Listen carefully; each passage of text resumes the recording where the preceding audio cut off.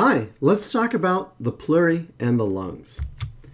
In this video, we'll talk about the pleural membranes, aka the pleurae, and we'll discuss the typical features of the right and left lung. So the pleurae are serous membranes of the pulmonary cavities. When we think of the thoracic cavity, there are three major cavities. So laterally, we have the pulmonary cavities.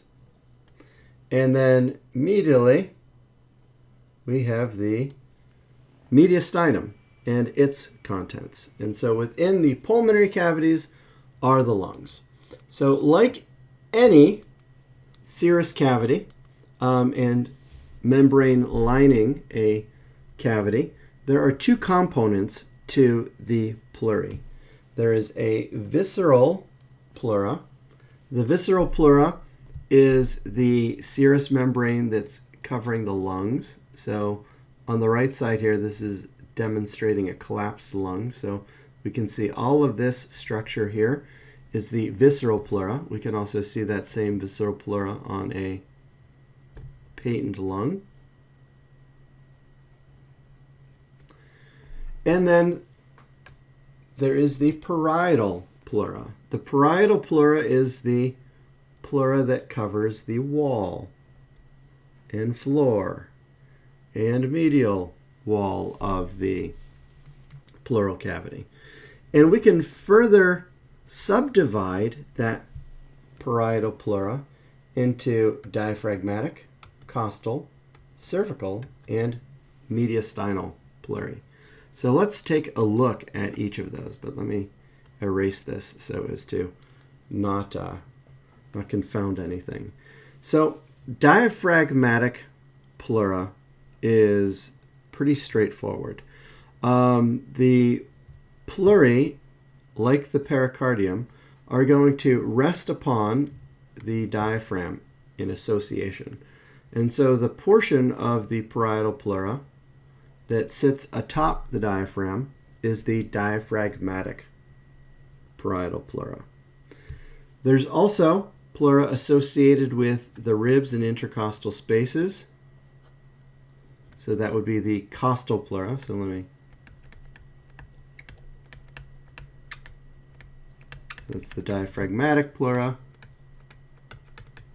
That's the costal pleura. There's also some cervical pleura here. So cervical pleura actually comes up into the root of the neck.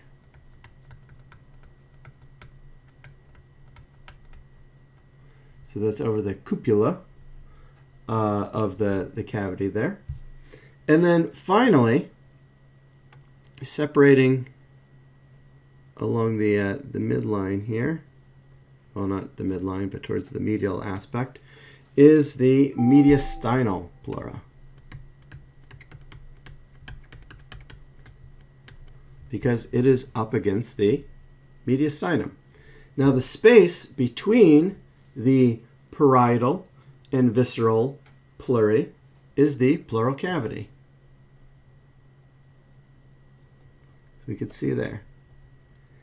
And if there is any interruption of the pleurae or of the pleural cavity, we can have a pneumothorax.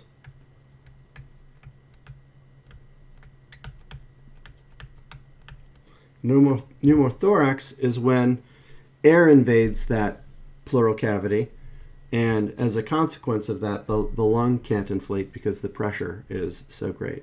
But there can also be a hemothorax if blood invades that space, a chylothorax if it's lymph, exudate can invade that space. Many things can, and that can compromise the functions of the lungs. So the lungs are bilaterally paired organs of respiration, but they're not perfectly bilaterally symmetrical. Now, the lungs consist of differing lobes, and here is where all notions of symmetry fly out the window. So the right lung typically consists of three lobes: a superior, a middle, and an inferior lobe. Oftentimes clinicians will refer to these as upper, middle, and lower lobes.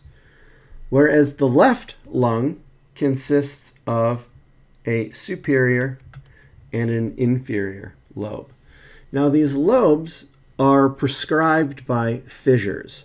So between the superior and inferior lobes are the oblique fissures, and if you continue that forward, that would be an oblique fissure.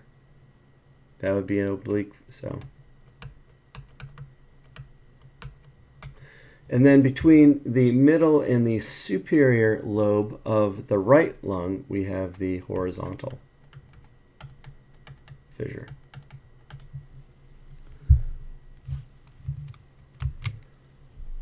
All right, other gross features. The superiormost portion of the lungs are known as the apices. The inferiormost portion, which is associated with the diaphragm, are the bases of the lungs.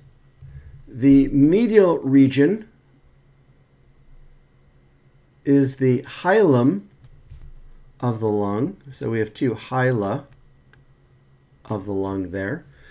And each hyla hosts the root of the lung. The root of the lung are the contents that are being transmitted in and out of each lung. So these consist of the primary bronchus.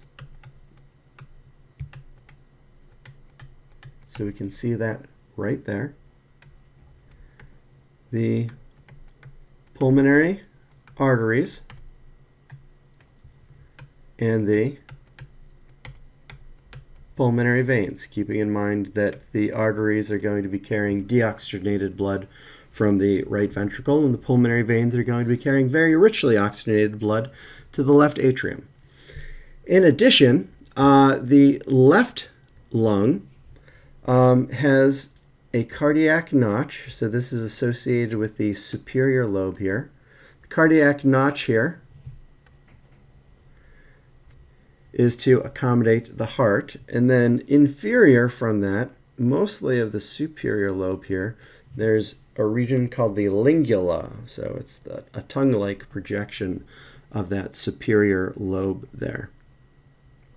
We can also see, at least here, at this particular hilum, a little bit of the reflection of the visceral peritoneum that comes down like a sleeve on a shirt with cufflinks on that surface.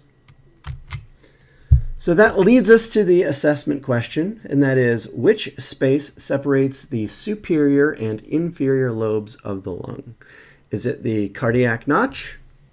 No. The hilum? No.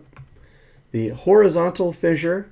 Horizontal fissures between the superior and middle lobes, or the oblique fissure? Yeah, it would be the oblique fissure between superior and inferior lobes. And that oblique fissure will also separate the inferior and the middle lobe in the right lung as well. So, thank you very much for your time.